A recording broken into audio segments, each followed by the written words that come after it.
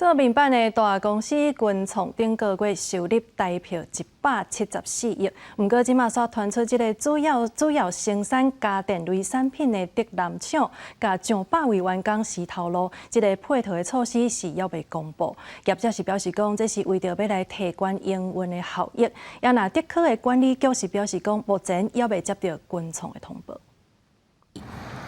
民邦商号之一的群创最近传出要伫19和20这2天大规模请德南厂区的员工自愿离职。传出有员工私底下讲，公司的人资敢若是要故意避开法规，用问讲的方式来约谈一寡员工，敢若想要互员工家己签自愿离职的文件。有听到这样会不会很意外吗？还是不意外，因为面板产业嘛。员工上班的情绪有影响吗？我们部门是还好，其他部门应该有些也会有点担心啊。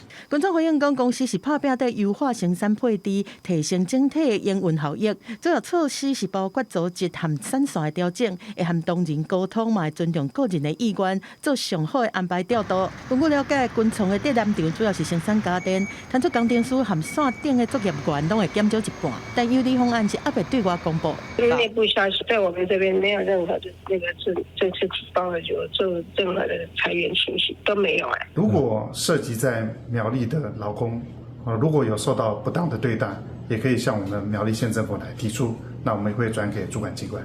互外界关心的是，群创初步公布的11月营收来看，有到大票174亿，月增0.9%，年增7.8%，表现是真好的。加上民邦业的景气当在大底反弹，谁若阁会做人力调整？专家讲，这可能和智慧生产、和精灵碳排有关系。 AI 的一些发展趋势来看，我们其实生产线使用的人会减少，未来都是朝向这个净零碳排的部分嘛，所以他们必须在做生产线都必须要做一些调整。专家认为讲，民邦产业未来应用科技转型和智慧化的生产，未来生产线转换减少人力的状况会继续发生。但是企业伫做人力调整进前，恐惊要好好和员工来沟通，避免劳资争议。记者综合报道。